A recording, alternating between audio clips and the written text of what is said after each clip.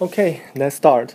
So welcome to the course Information Economics. I'm Ling-Chieh and I'm making this video to explain to you about the news vendor problem.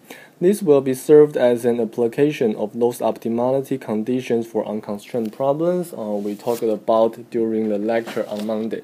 Yeah, because then I don't have time to finish this part, so that's why I'm making these slides for you to know what's the news vendor problem. Okay, so let's check the setting. The problem is like this. In many situations, if I'm selling a product, then I don't know what will be the demand. Okay, I'm saying that the demand is uncertain. So, suppose, as an example, I'm selling newspapers. Okay, newspapers. What's the typical situation?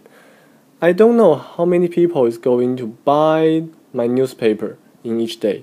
And what's more, typically I only have one chance to prepare my news vendor or my goods to sell. For example, at the very early morning. Afterwards, all I can do is to say, okay, there's one consumer coming, and I'm going to sell him a newspaper. If all the newspapers are sold out, then I can do nothing else. Okay, so that's one issue. Also, another very important issue is that if the newspapers are unsold, if there are some left over, then after one day they will become almost valueless, right? Because newspapers are just those one-day products. Tomorrow you will have new newspapers, and those old newspapers will become just valueless. Okay, so we say these are perishable products. Okay, products have a short life cycle, and in this case, as a seller, I'm solving a single period problems. I'm making a decision today, tomorrow, the day after tomorrow. Each day I'm making a different decision, and I'm saying that in each single period I'm making a single period decision problem. Okay, this problem also called one-shot problems. So on the other hand, if we're talking about durable goods, something like TV, your cell phones, in that case, those durable goods, when you are selling durable goods, you must solve multi-period problems because your leftover can be carried to the next period. Anyway, here as just a simple example, let's focus on single period problems. So now, as a news vendor, suppose you are going to do this newspaper business. What should be in your mind? What should you consider? What's your target in doing the business? Okay, there may be many different reasons and many different answers. But what I'm going to talk about is the typical situation is that I'm going to make as much money as possible. And because demands are uncertain, so what I'm going to do is I'm going to maximize my expected profit. So let's see how may we model this problem. Let's use this random variable D as the uncertain demand. And I'm going to assume that the random variable D has a distribution function capital F and a density function small f. Okay? Instead of the monopoly pricing problem we did in class, this time I'm going to directly use a general model. So I'm not going to assume that D follows a uniform distribution or a Poisson distribution or whatever. Here, all I'm saying that is D is continuous and non-negative. Okay? So let's see non-negativity. So certainly that's true. It's typically the case that you are going to sell a non-negative amount of products. It's not going to be the case that you are going to sell a negative amount of products. So that's one thing. Here I'm assuming D is continuous. This is making my life easier for later derivations, and certainly it's possible to show all our results will apply to the case that D is either discrete or mixed. Okay, so finally, let's see what else. So I'm assuming that R, this small r, is the unit retail price of my newspaper. Let's assume it is fixed. I do not have the chance to change my unit retail price. And also, C is the unit replenishment cost. That means that's the cost I need to pay to my upstream vendors for giving me a set of newspaper. What's my problem? My problem is to find an order quantity. I'm going to denote this quantity as Q. That's the quantity that I order from my upstream vendors, or the number of newspapers I'm going to prepare in the early morning. And I'm going to decide this quantity that can maximize my expected total profits. Okay, so let's see how do we do this. The first thing is that given the demand D and my order quantity Q, I know I'm going to sell this amount. Let's see why. One possibility is that the demand is very small. Somehow today I'm just unlucky and I ordered 100 units, but only 10 consumers come into my store. In that case, I will sell 10 sets of newspaper. That's the minimum of 10 and 100. Or on the other hand, suppose I ordered 100 units, but there are 1,000 consumers coming in. I cannot sell 1,000. All I can sell is the minimum between demand and my order quantity, and in that case 100, the minimum one. Okay, so one thing I know is that given the demand D and order quantity Q, the minimum of D and Q is a function of D, so that's also a random variable. After I decide my order quantity, I have no way to know what's the exact number of sales quantity I can have. But anyway, given this, I'm able to write down the expression of my expected profit. Okay, so let's try to do this. I'm going to denote the expected profit as pi of Q. Q is my decision. Okay, so let's see what's going on. I know things are random and I'm taking an expectation. Expectation of what? The first part is the sales revenue. For each unit, I can get R as my sales revenue. And then R should be multiplied with the sales quantity. Okay, so this part is my sales revenue. And then I also need to pay cost. I ordered Q units, and for each Q units, I paid C dollars. Yeah, so that's why I need to pay CQ in total. Something are constant and can be taken away from the expectation.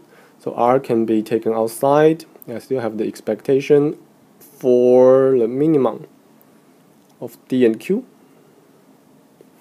CQ are completely constant and can be taken away.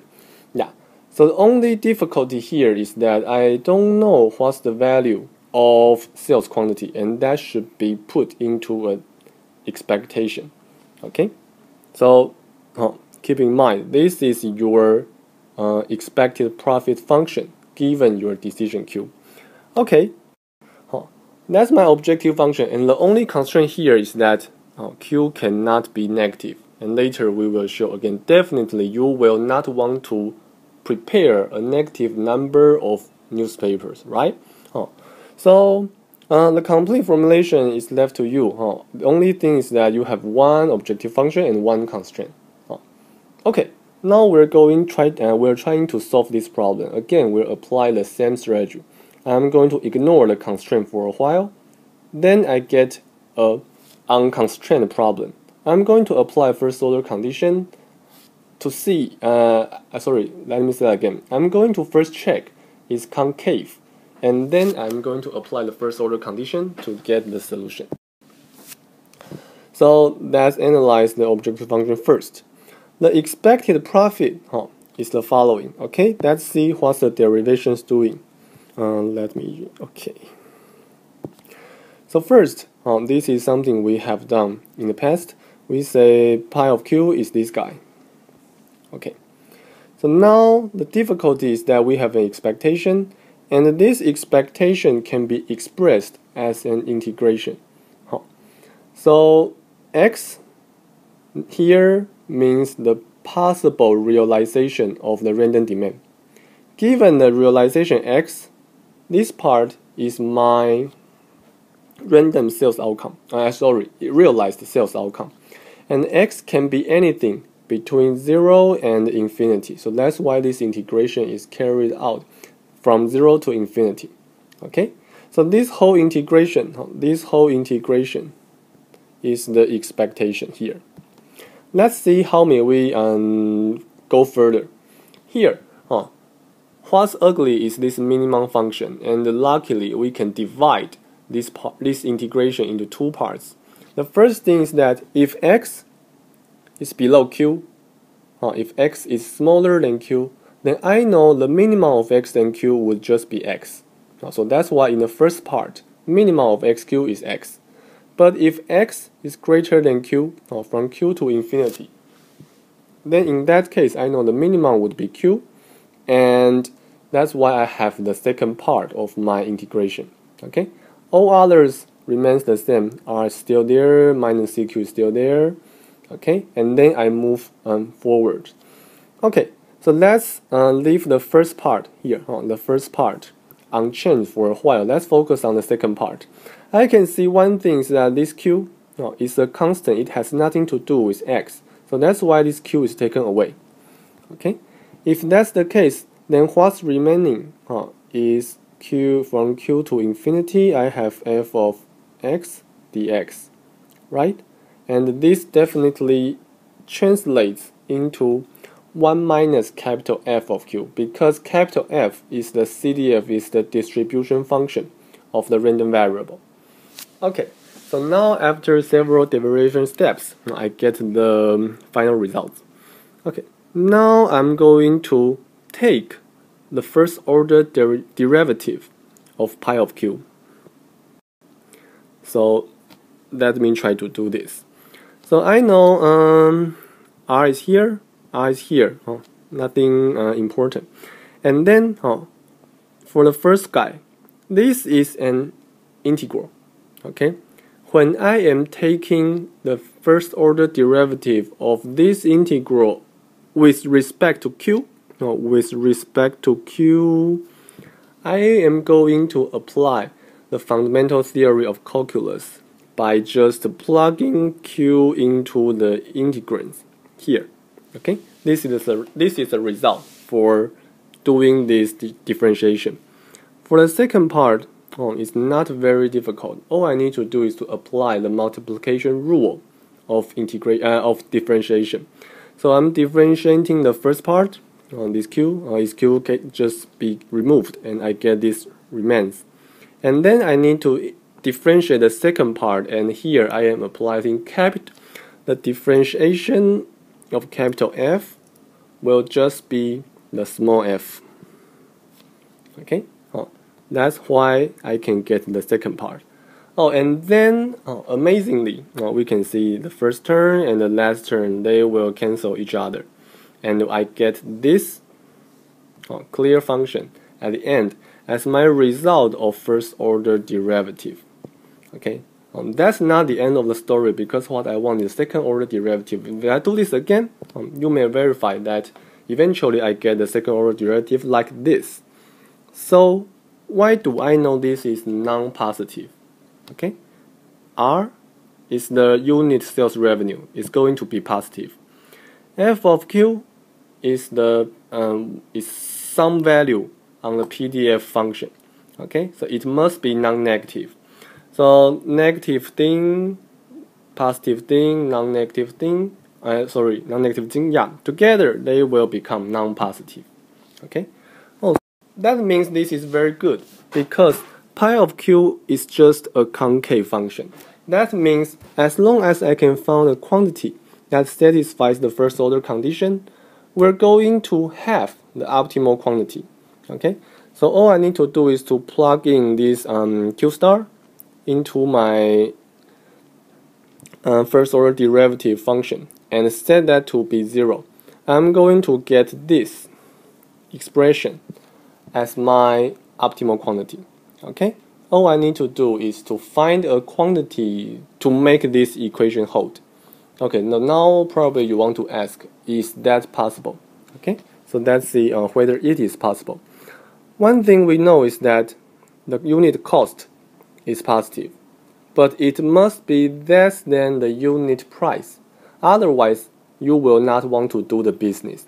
Okay, so we have this relationship, which means the right hand side here must be some value between 0 and 1. This is very important because when I want to find Q star, what should I do? Okay, let's do this. Suppose this is here I'm labeling 1. I'm drawing the function of f of q as a function of q. The cumulative probability for the demand to be less than q as a function of q. It must be something like this. It must be increasing and approaching 1. Someday, this function will increase to be high enough to reach, or in limiting case, approaching 1. Okay.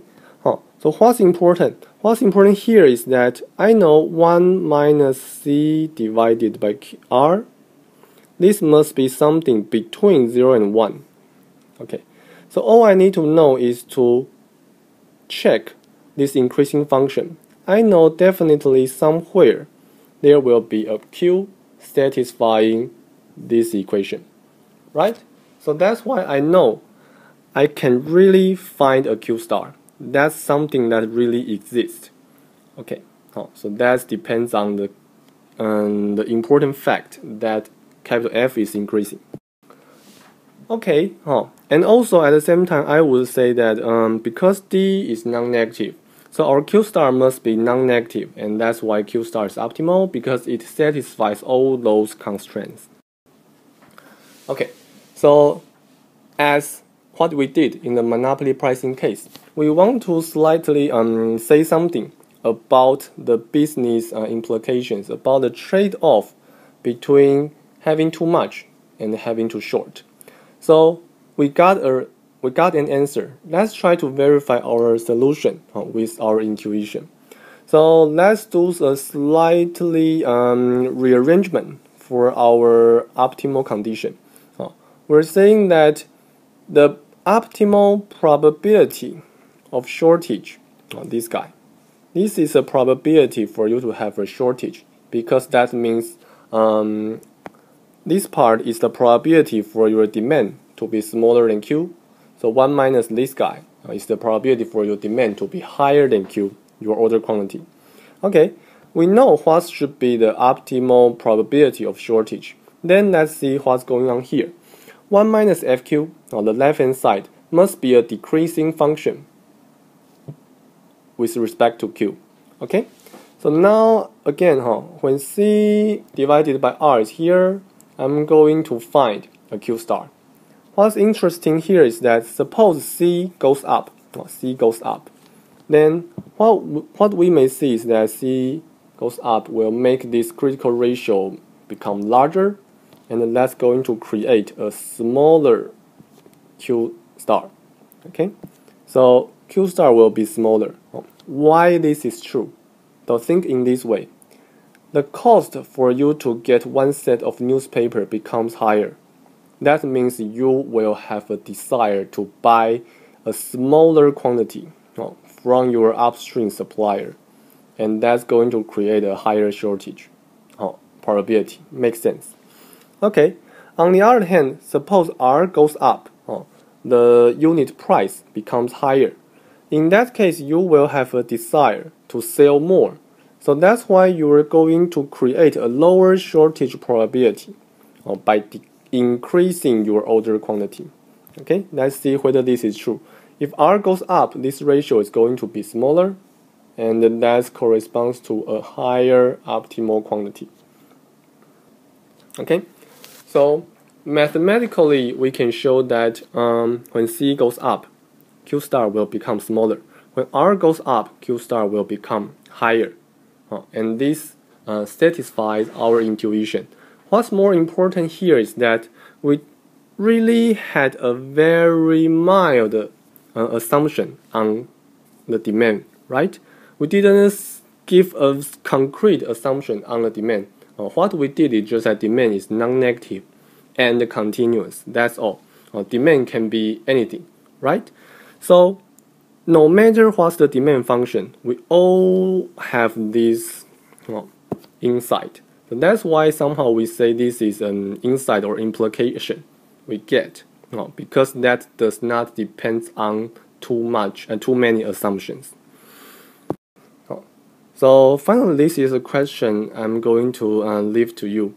Suppose f changes, which means the distribution of the random demand changes, and the expected demand becomes higher.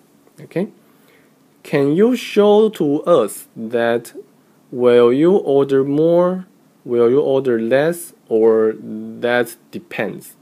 Okay, the shape of f becomes another thing, and one thing you know is the shape may become different, but the expected demand becomes higher.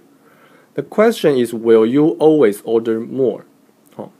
So think about that for a while, and I hope we will have a chance to discuss in class. Finally, just a few remarks. We assumed there are two parameters in this model.